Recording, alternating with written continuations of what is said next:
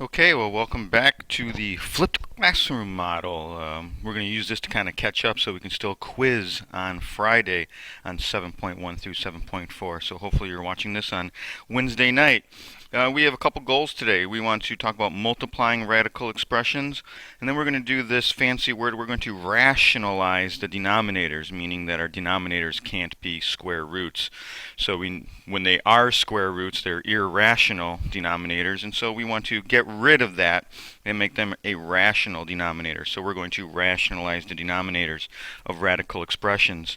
So multiplying we've already touched on a little bit, but let's go ahead and kind of review some of the topics and the techniques of what we're going to be doing here.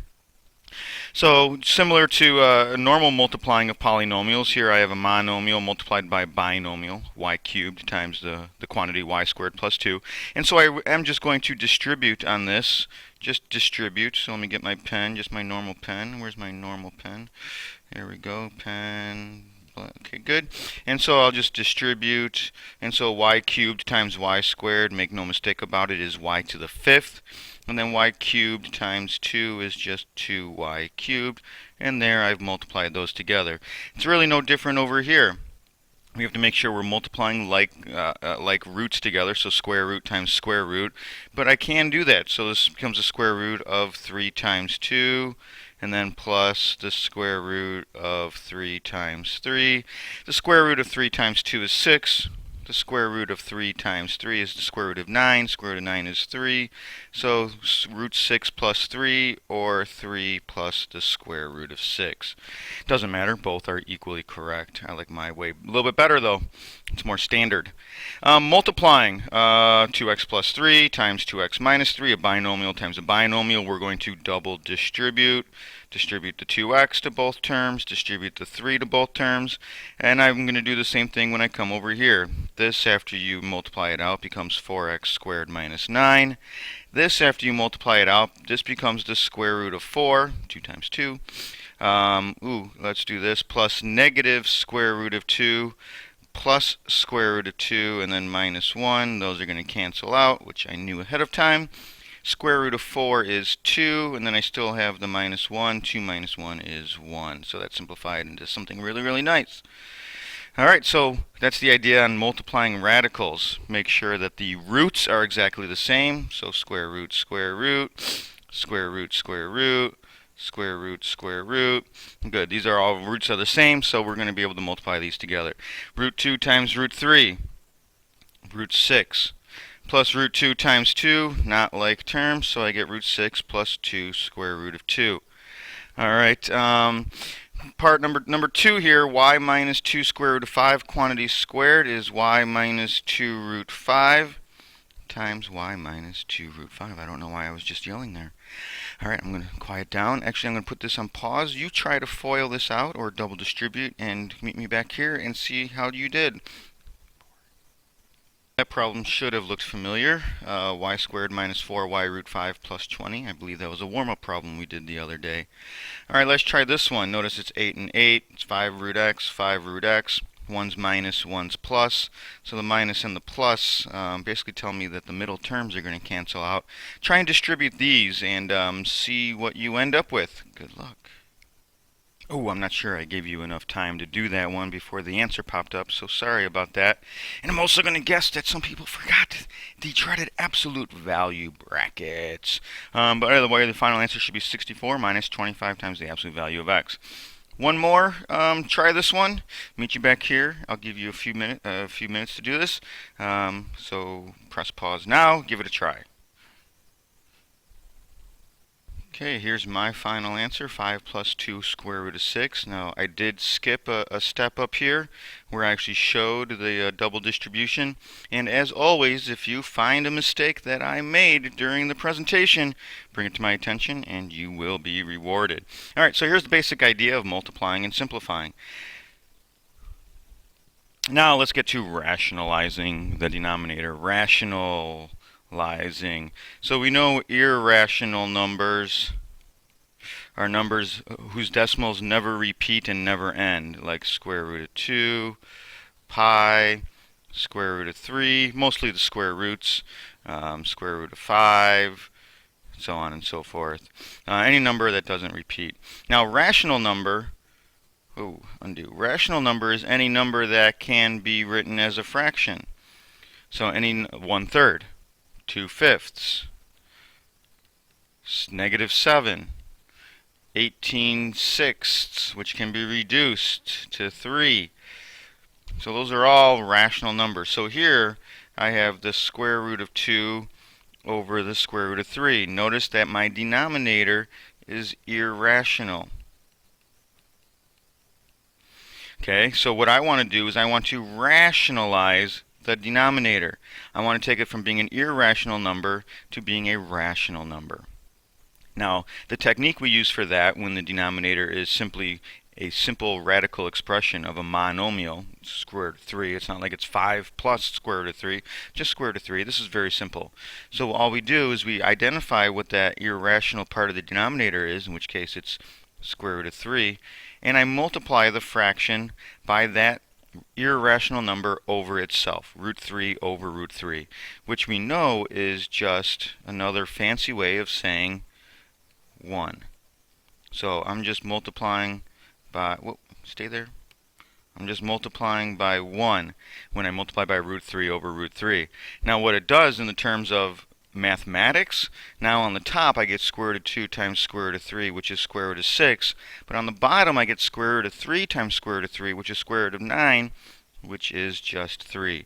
So the exact same expression, radical 2 over radical 3, can be rewritten as the square root of 6 over 3. And the great thing about this is that 3 is rational. So that's how I'm going to approach these types of problems. And so I see here example number 2, square root of 10/7. First thing I want to think of it as square root of 10 over square root of 7. And now I need to multiply by 1. But more specifically, 1 is going to look like square root of 7 over square root of 7. So now on the top I get square root of 70. On the bottom I get square root of 49, which is simply 7. Now in my mind I'm thinking about 70 breaking down. Does 70 break down? I know it's 10 and 7. 10 is 5 and 2. 5 times 2 times 7, all prime.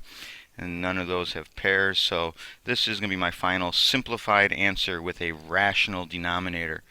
Try these next two problems and see how you do. Oh, wait, maybe not. You can't try this one yet. The cubed root of 3/6.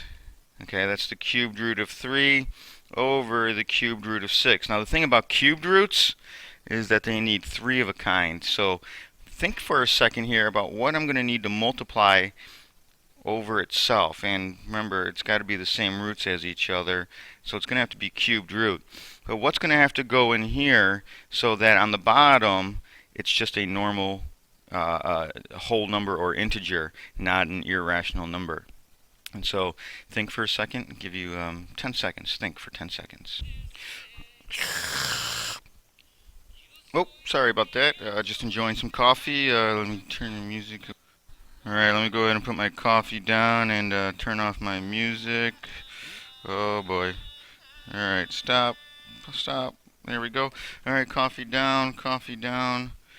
Yeah, oh, okay, I didn't do my problems yet. Hold on.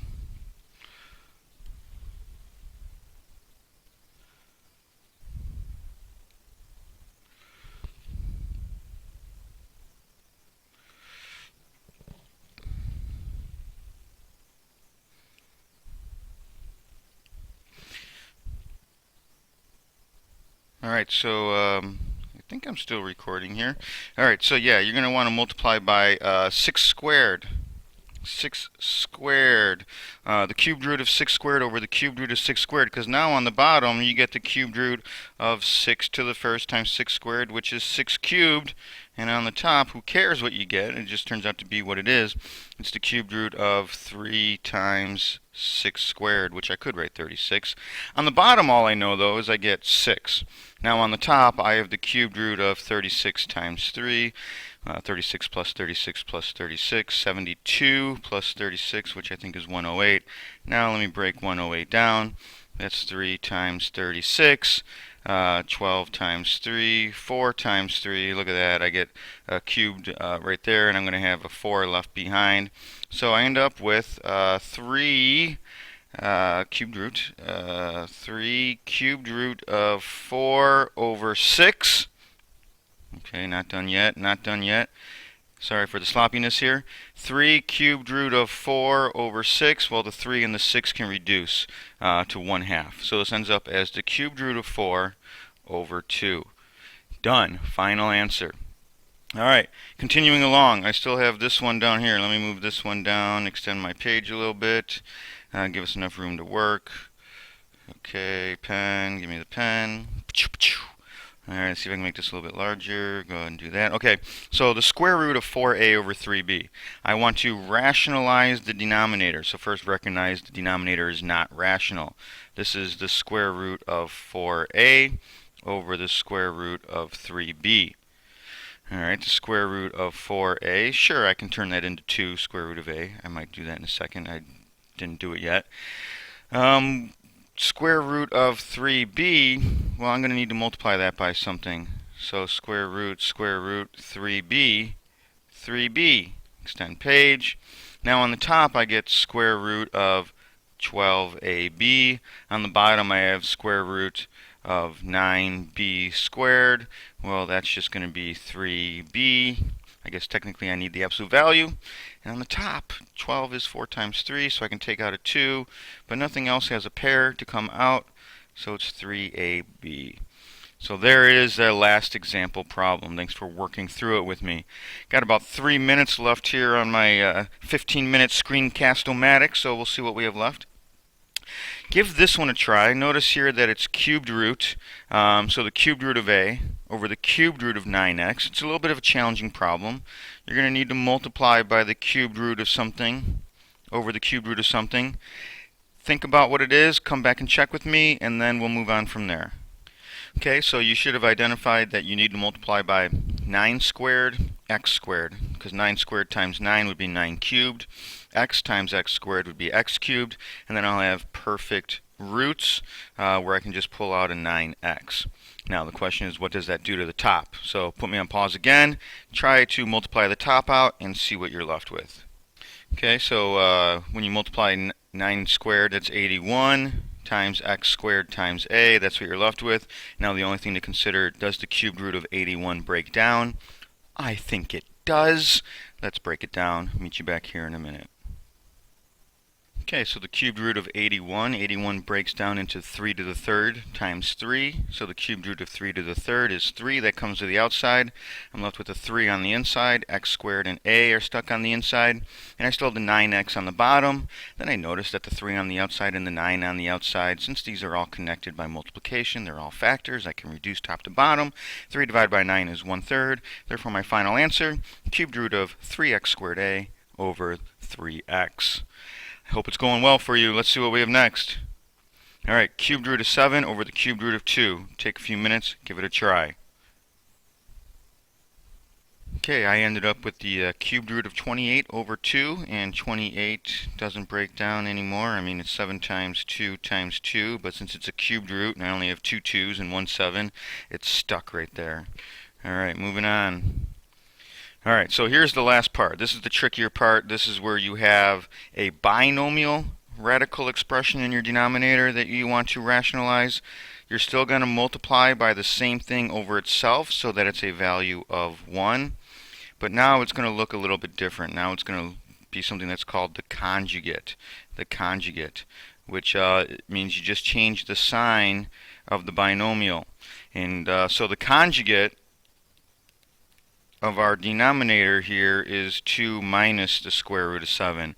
And let's try this. Multiply by 2 minus the square root of 7, 2 minus the square root of 7, and see what happens to that denominator. I got about 40 seconds left here, so I'm going to put it on pause, let you try it, and then come back for the last 30. Okay, well, after simplifying out, here's my work on the simplifying out. I get negative 3 on the bottom, and I get 6 minus 3 root 7 on the top. And I see that instead of multiplying it out, if I kept that 3 outside, I could reduce it with the negative 3 on the bottom. So I took my numerator, factored out the 3, reduced the 3 with the negative 3, leaving me a negative 1 on the bottom, and I moved the negative 1 to the top, giving me a final answer of negative 2 plus the square root of 7. That about wraps it up for us today. Hopefully this means something. Feel free to get started on the next assignment. Otherwise, we'll work on it in class. Thanks.